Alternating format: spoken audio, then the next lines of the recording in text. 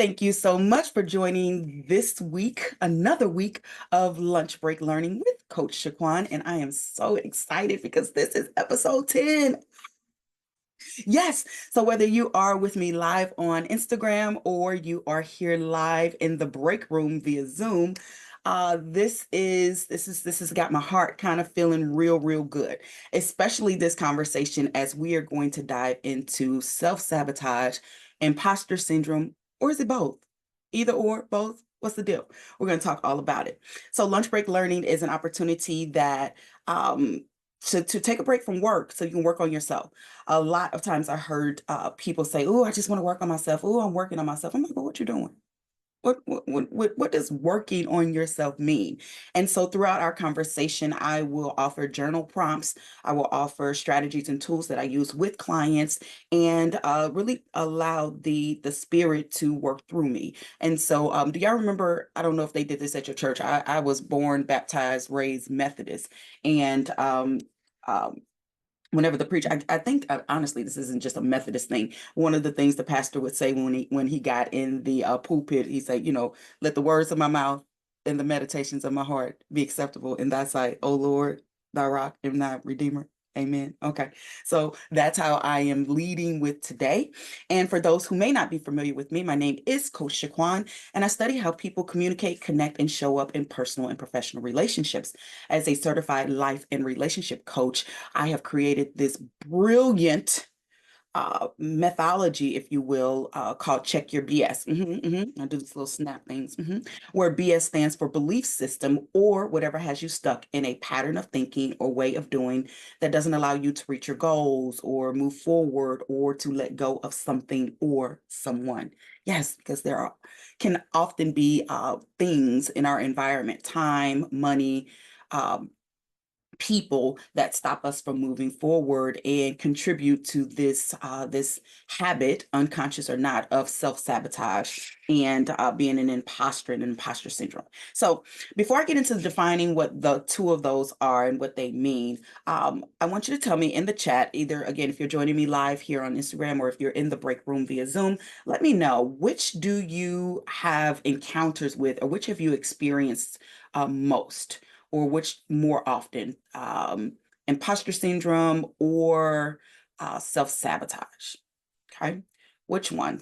Imposter syndrome or self-sabotage? Which one do you experience most often, or both of them is what the people like to say, right? Both. So I'm seeing some boths in the chat, both equally. Yes, because I like to say that they are evil twins, or let's not say twins, let's just say cousins. I like to put relationships and things, right? And so they're cousins like on their daddy's side, first removed, and they play in the same playground and they show up and they kind of tag team. So it makes perfect sense if you have experienced both of these things. So my first encounter, and I'll start with imposter syndrome. Imposter syndrome, so let's go ahead and define it.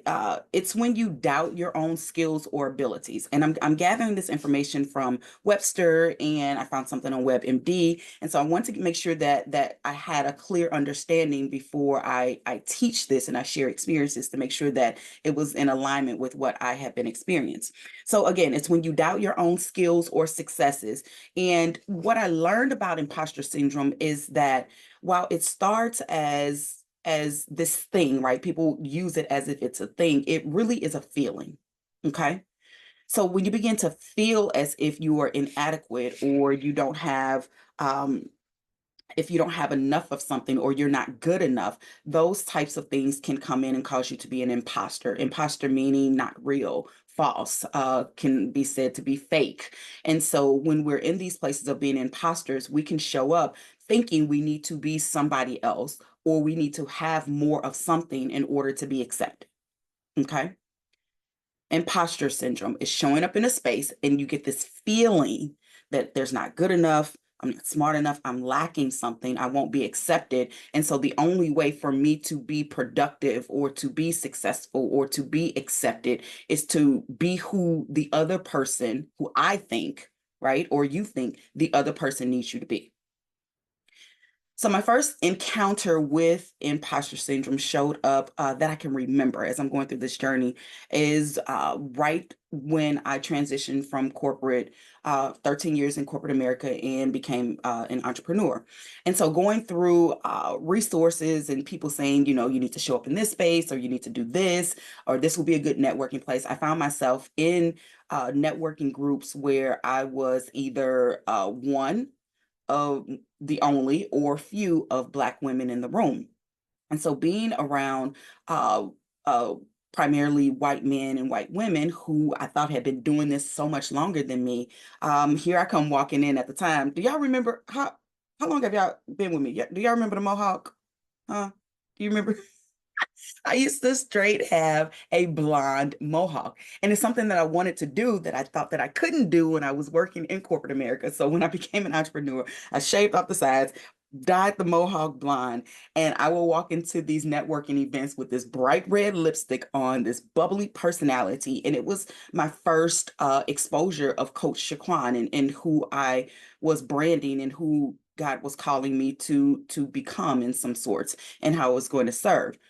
Well, because I didn't think that I knew enough about business, I had never owned a business before. I had never I've been in situations. If there were any conversations about KPIs, SWOTs, statement of work, SOW, whatever that I would, nope, nope, nope, don't want any part of it. Well, the imposter syndrome kicked in for me because I did not feel like I could say, hey, I just started. And although I came from a business environment, I did not have opportunities to sit at the table, nor did I know the table existed. And these are really my skills. This is what I believe I can be successful at and really have something to offer. And instead, I would dance around conversations or I would ad lib into conversations, again, just to feel like I was being accepted in that space. So I want you to think about a time when you've been in a space and people have been having conversations about things either you aren't familiar with, or maybe you do know something about it, yet there was a feeling, okay, that came over you that made you believe that you could not express or expose the truth of who you are or who you were if we're talking about a past incident. Okay. Think about that. When is the last time? How about this? So that we can create a journal prompt or have something for you to begin the thought provoking process and getting your thoughts moving.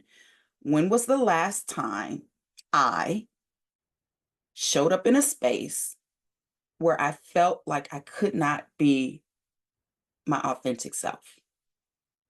Okay. When was the last time that happened for you? And again, feel free to use the chat if you're watching on IG, hey y'all, or if you're in the Zoom room, hey, please feel free to use the chat, or again, making sure that that you're jotting these things down because we really want you to be able to go back and again reflect on the conversation so that you can be aware of when these things happen. So you remember I said that imposter syndrome is really a feeling. Well, one of the formulas and the strategies that I teach is making sure that people understand that thoughts create feelings, feelings create emotions, and emotions create actions. Okay? Thoughts create feelings, feelings create emotions, emotions create actions. So in essence, what you think becomes what you do. And oftentimes we just concentrate or we focus on what we're feeling or the emotion that comes from it. And I say feelings are inward. So what you're feeling inside, emotions are the outward expression. So when we're thinking about being an imposter and showing up in space and bringing someone else another idea or perception of what you think is acceptable, here's some signs that may alert you, right? Beyond the feeling that you are stuck or in the midst of an imposter syndrome moment. Okay. You put off what needs to be done and wait to the last minute. What? Huh? You talking to me? Is that me? Okay. So raise your hand, by show of hands, somebody. How often, or is this you? Or how about this? Let's do scale of 1 to 5, 5 being the highest. And again, if you're listening to the replay or if you're here with us live, jot these things down. On a scale of 1 to 5, 5 being the highest, how often do you put off what needs to be done until the last minute. Huh? You say I gotta tell the truth too? Okay, see, what happened was, okay, it's like a four. It's okay, I'm like a four. I'm seeing in the comments, I'm seeing fours, I'm seeing threes. I see some people on Instagram, someone just said five. Yes, that is a sign of imposter syndrome. Right? We put off what needs to be done, which inevitably will need to get done until the last minute. Well, why do we do that? Well, we don't buy in and we don't believe in our gifts and our talents. And there's some place where we've been told we're not good enough, we're not smart enough, we don't have enough. And so, what I'm going to do is wait because I don't feel as if who I am is enough. Okay. We will show up and we'll pretend, we'll do it for the gram, right? We'll do anything that we can do to kind of get people off of our tail because we don't trust the truth of who we are. Okay. Here's another sign of imposter syndrome. You do a lot more work than you need to. Hmm. Yes. You do a lot more work than you need to.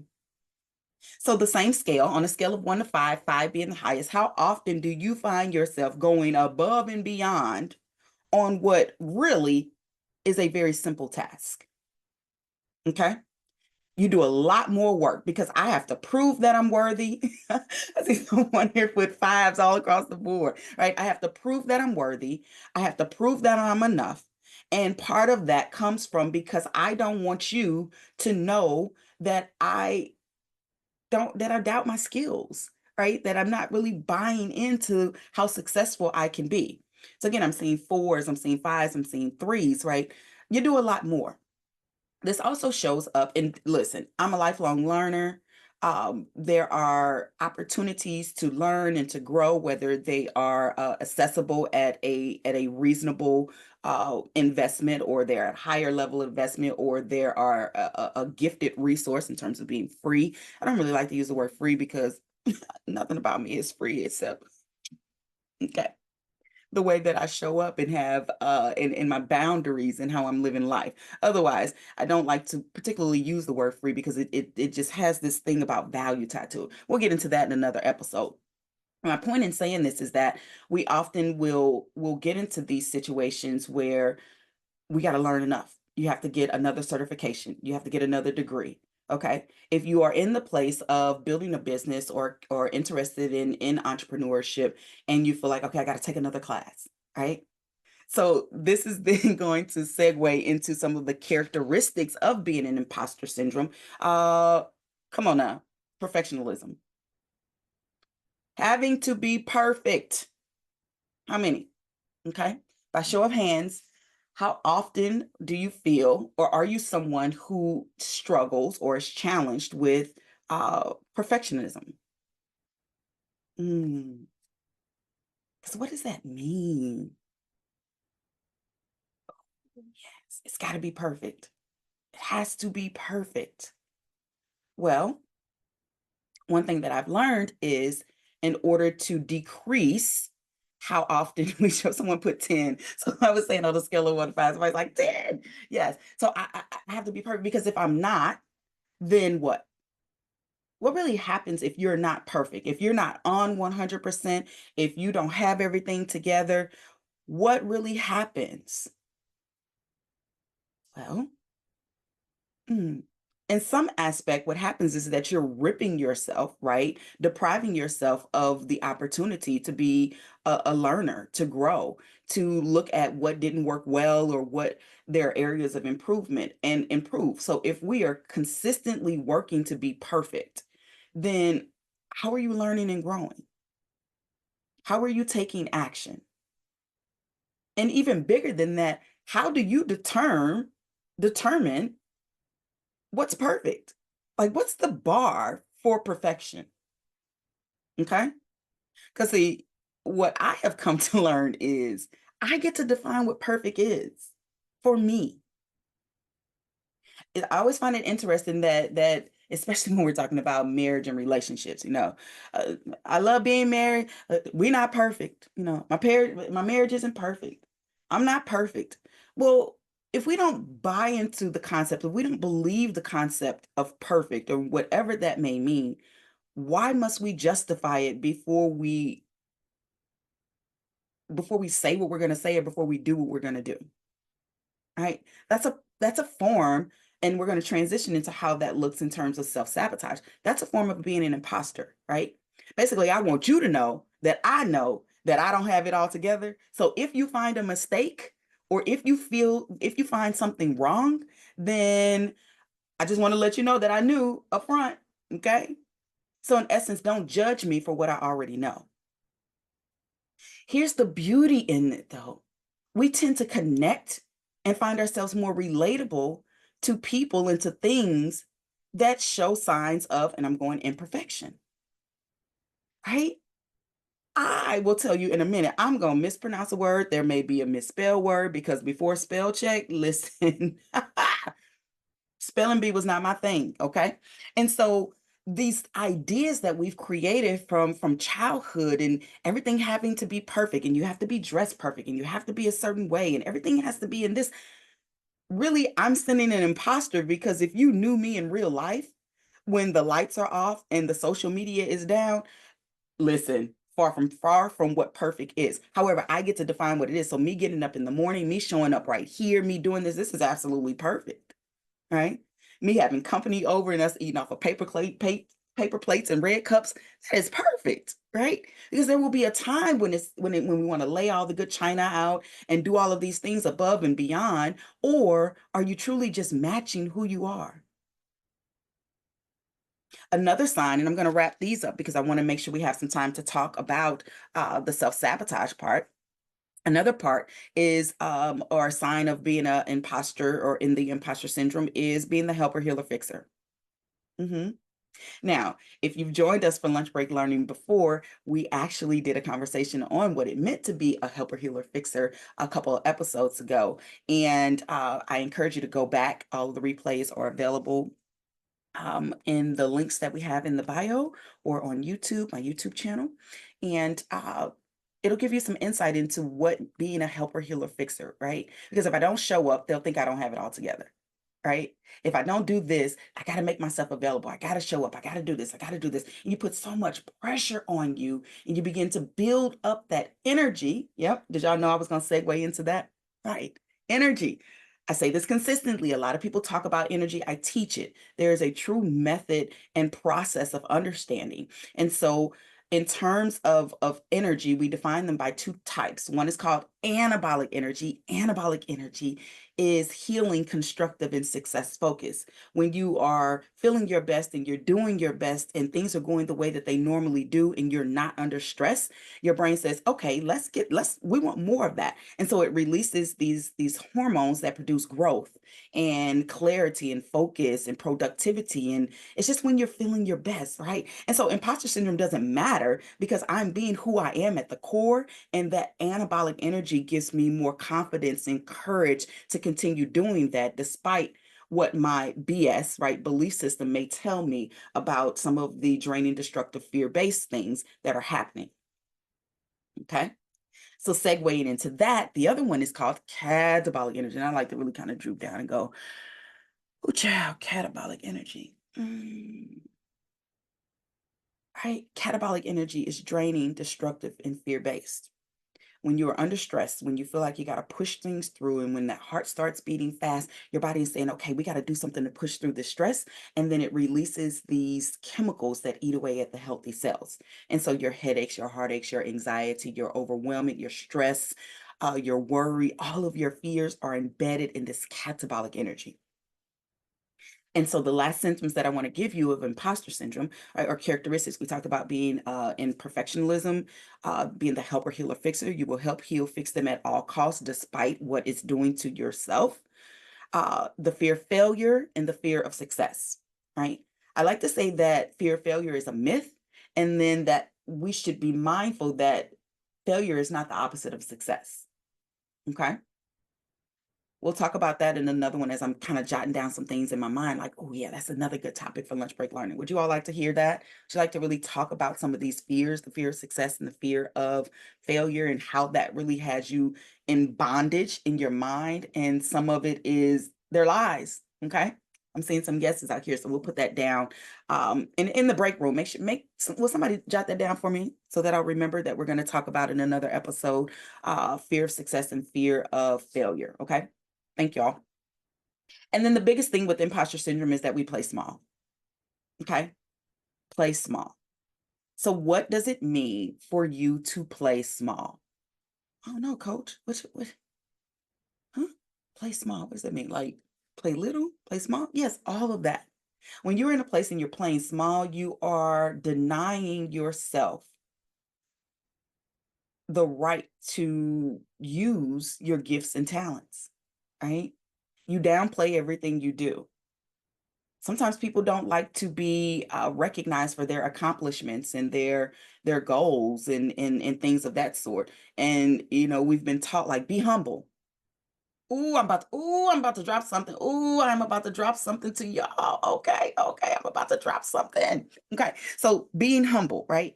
There was a couple years ago, I had a business friend who would tell me when successes would happen, or I would get off stage and people like, oh my God, coach, you did such a good job. And I go, really? Did I? Did you? Oh, coach, that was so good. I'd be like, was it? And she was like, you know what? I need you to stop with the false humility. Okay. So false humility kind of comes into that place of being an imposter because you don't want to be exposed and you don't want to accept your goodness and your greatness. Why not though? Okay. Why wouldn't you celebrate those things? It's what you've dreamt of. It's what you desire. It's what you sleep. And it's what you think about at 2 a.m. when you can't sleep, right? All of these things that you want to do. Yet when you have the opportunity to show up, you play small. So your journal prompt is, why do I play small? Why do I play small? And there's no right, wrong, good, or bad. We're in a place of awareness and bringing that to your attention so that you can then choose how you want to be in relationship. And when I talk about relationship, we're talking about how you communicate, connect, and show up in personal and professional relationships. Okay. So, how am I communicating? How am I connecting? And how am I showing up? And am I bringing a representative because I want to doubt and play small on the goodness and the greatness of my skills? Yeah, we're not going to do that. Okay. Okay. So let's talk about self-sabotage very quickly. So I want to respect your time. And again, if you want to join the break room, which we are live via Zoom, we're going to go a little bit deeper into this because I want to make sure that that there is some value in those that are joining me again via Zoom in the break room. So self-sabotage, defined by behaviors or thoughts that undermine your own success and well-being. Well, isn't that similar to imposter syndrome? Mhm. Mm. You undermine your own success and well-being. So let me tell you how self-sabotage showed up just yesterday. Okay. When I looked up, I said, hey girl, that's you. She said, hey. I said, okay, well, we need to have a conversation because I didn't invite you. Okay. But somehow you are here. So self-sabotage. So I am notorious in much, I would say, when I'm talking about these things, it was very heavy, probably before last year, 2023, because God had like took me to the wilderness. And again, that's another conversation because I didn't know anything about the wilderness. But baby, I have been there and I live to tell the story. And ooh, it is a blessing inside of that. But the self-sabotage that I used to struggle with a lot prior to going to the wilderness, and then it showed up yesterday, was really accepting and owning that I have received what I've been asking for. Ooh, because that was our topic last week, right? Do you already have what you've been asking for? So I was speaking with one of my clients. Hey, girl, hey. And she was sharing with me how she enjoys lunch break learning, and I said something about, I don't know, we said something and she said something about a podcast. And I was like, yeah, I've always wanted to do a podcast. She was like, this is a podcast. I said, this is a podcast. She said, Coach, this is a podcast. I was like, no, no, like, no, because podcasts have a fancy intro and they sometimes have sponsors and the audio and everything. So she was like, no, you sound great. And so the self sabotage kicked in for me that I undermined my own success because I have been talking about doing a podcast since 2015. Come on, somebody. Okay. So let me just ask real quick, real quick. Okay. What's the thing or how long have you been wanting to do that thing that you haven't done just yet for whatever reason? Okay. If you have months, years, let me know in the comments. I am telling you for, oh my gosh, that would be 10, so 9 years. I started this journey and started my business in 2013. By 2015, I wanted to do a podcast. Guess what? I self-sabotaged myself thinking I didn't have enough. I needed more equipment. I was supposed to have it produced. Like all of these different things, I talked myself out. And so yesterday, when my client said, this is a podcast, my chest, I was like, okay, all right. And she knows I was just like, is it really? She was like, yes. But look at how I had gone through that process of sabotaging myself, right? And when we talk about self sabotage, it also comes in a form of self infliction, okay, where we hinder our progress. So self inflicted. So me, I'm telling myself that right now I'm just doing these lunch break learnings, right? We added the IG live in here, and yeah, you know what? It's not a podcast. Says who? I get to determine that. I get to tell you if this is a podcast or not. Yet I was sabotaging myself. I bailed out before I bought into what was really happening. So, what took me 9 years to have the courage to do and to break through the BS, right? The belief system that I created about what it would take to do a podcast, I've done 10 episodes starting the beginning of May. What? How is that even possible? See, again, going back to last week's topic, sometimes we already have what we've been asking for, yet because it doesn't show up in the way that we thought it would, or the way we wanted it to, or the way that we thought it would be easier or more accepted, we deny ourselves the truth that is sitting right in front of our face. So, really think about that thing that you've been wanting to do. How long has it been? How long has it been? And even more, how long will you deny yourself and undermine your brilliance and your talents and your gifts and your passion and your purpose, and above all things, your calling? Because again, y'all know I get repetitive. So as for me and the humans in my house, we serve the Lord, okay? And so when we begin to think about what we have been called to do, you are basically telling God, you know what? I don't think I'm good enough. Even though you created me, even though you prepared me, even though you've given me everything that I need, I don't think it's good enough. So I'm not going to call a thing. And I'm going to go through and I'm going to undermine all of the things that I've done up until this point because I just want to make sure that it's done in a certain way or that it looks a certain way. Why? Not that I'm concerned about pleasing him being God, more that I'm concerned about you.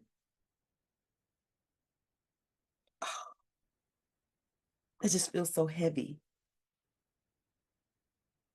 It just feels like catabolic energy, draining, destructive, and fear based. So here's my strategy for you. If you have had any challenges with imposter syndrome, with self sabotage, and you're like, how do I push past this? This is what has worked well for me. One of the things that I struggle with very early on, and when we talk about future topics, and thanks, my love, she put that in the comments for me in the break room. So we're going to talk about fear of success, fear of failure, and another one, fear of judgment. I had and this was I didn't realize that I had a fear of judgment until probably I was around 37, 38, and at the time of this recording I'm 47, so we're talking about 10 years that I have been aware of what the fear of judgment does, and sometimes I still fall victim to it. What has helped me is to really accept the fact that I really do care what people think about me. I I do. And oftentimes we've been told, you don't care, don't worry about what people say about you. Don't, that didn't work for me. I absolutely care what you think about me. Here is the strategy: paying attention to the way it makes me feel. If it feels draining, destructive, and fear based, then I am leaning towards my fear of judgment, which is what you think, or fear of judgment is what you think they think about you. So for me, having the fear of judgment, I wanted to make sure that I had everything together, right? I wanted to make sure that everything was in place. And if it wasn't, I would self-sabotage. Or in earlier days, right, have this imposter syndrome, because it made me shrink back and it made me shrink down because I didn't want them to think that I didn't know enough, that I mispronounced, that, I wasn't, I mispronunciated. Is that the word? Is it enunciate or pronunciate? You see what I'm saying? Because that's what I do. I just be kind of mixing stuff up. So it really began to help me. Is this on my fear of judgment, or is this tapping on to my core value of integrity? Ooh. See, integrity says how I show up, making sure that my word and my actions are in alignment. And so when I'm having that feeling and I'm wondering and I'm curious and I'm having like, okay, I care. Why do I care so much about why people think of me? Is this a fear of judgment? And then I check my BS, go through the steps and the process of understanding where the belief system was created. Or is this just a reminder of how I am in integrity and alignment with my core value? Very, very helpful for me. And so the encouragement or the homework, if you will, for you would be, think about that thing that really shows up, the feeling or the thought that really happens when you are self-sabotaging or when you're being in a place of imposter syndrome. And then find out if it's leaning more to the catabolic, some type of fear, or is this a reflection of a core value you have? Because then we want to feed and we want to be in alignment and we want to lean into the core value and be sure that we are not blocked by the barrier of the fears or the anything that's catabolic, that's telling you that you're not good enough, smart enough, that it's got to be perfect, that it's got to be that. Because this is what I'm going to end with, that I said earlier. I was like, oh, I'm going to share. Hmm. When you show up, when you are giving your best, you're doing your best, and I'm talking from the bedroom to the boardroom and everywhere in between, you have an opportunity to brag. Okay? And in Coach Shaquan land, when I talk about brag, it means a bold reminder about God. Come on, somebody. A bold reminder about God. That's the brag. So when you can break through the barriers and when you can show up and when you can release what other people's expectations or what you think other people's expectations are for you, you can brag. And at the end of the day, you can say, God was pleased with how I served today. Mm, mm, mm. So it's time to get rid of this self-sabotage. It's time to get rid of this imposter syndrome. And it is time to step into the fullness of your beauty and your brilliance. We're kingdom builders. We have work to do. At a time such as this, you don't have time to play small. It's time to show up. If you feel so inclined, please take a deep breath in and let it out. And one more deep breath in and let it out. Thank you for joining me for another, right, our 10th episode, because I can call it an episode because it might be a podcast. Of Lunch Break Learning with Coach Shaquan. My ask of you is, if you found this valuable, the replay will be available on my Instagram page and on YouTube. Please share the link. Please tell people if there's anything that you took away, please share it, right? That's the purpose of what we're doing here. We're learning, we're sharing, and we are finding purpose beyond what the pain and the barriers are. So I'm going to hop off here, end it. Again, if you are live in the break room on Zoom, you know how we do. We're going to extend the conversation. And otherwise, I will see you all next time.